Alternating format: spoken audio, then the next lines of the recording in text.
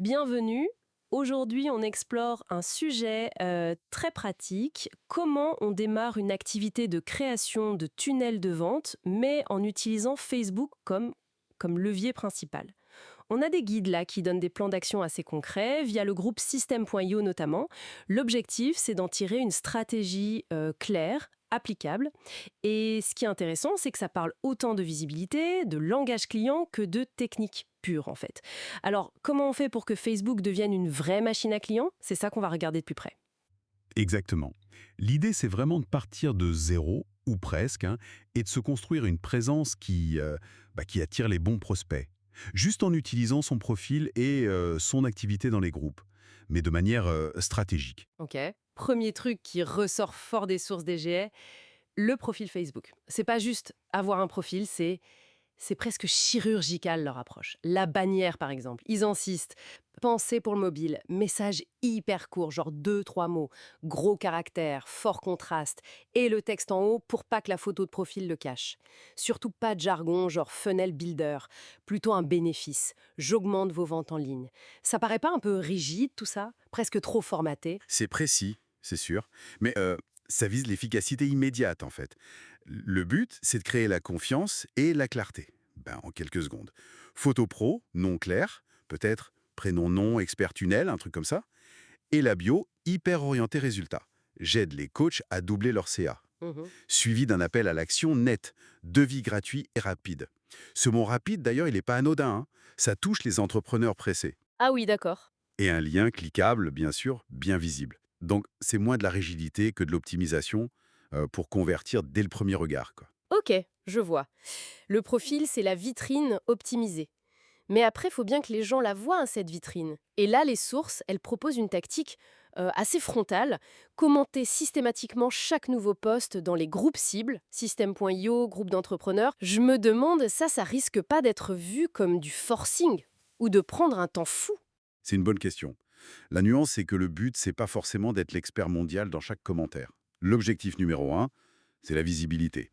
Rendre son nom et donc son profil optimisé visible, régulièrement, par les bonnes personnes. Mhm. Alors, pour la pertinence, oui, il faut commenter intelligemment. Poser une question ouverte à la fin, ça aide à engager. Les sources mentionnent même qu'on peut s'inspirer de ChatGPT pour trouver des idées. Mais attention, toujours personnalisé, hein. Faut pas que ça fasse robot. Ok. C'est un travail de présence régulière, pas du spam. Il parle de se connecter 2, 3 fois par jour juste pour être réactif.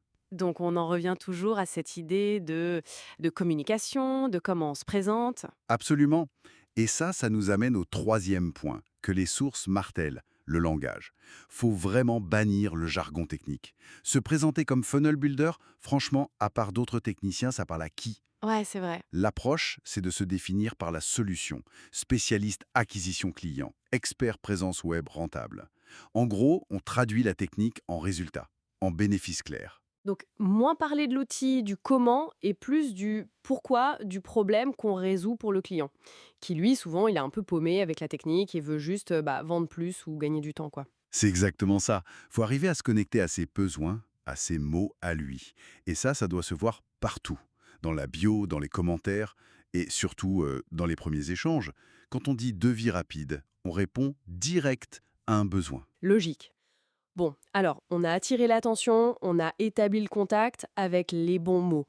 Comment on transforme ça concrètement? Les sources, elles parlent de mettre en place un petit système, non?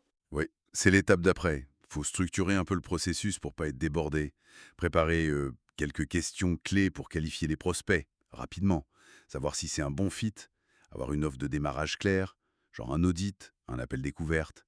Quelque chose pour amorcer la relation. D'accord. Et puis, mettre en place un suivi. Même un simple tableur au début, ça suffit pour noter qui en a contacté, où ça en est, pour rien laisser tomber. Hmm. Avoir aussi un processus de devis qui roule. Et il suggère aussi l'idée d'un lead magnet, un petit guide gratuit par exemple, offert via le lien du profil. Ça permet de récupérer des emails de manière un peu plus auto.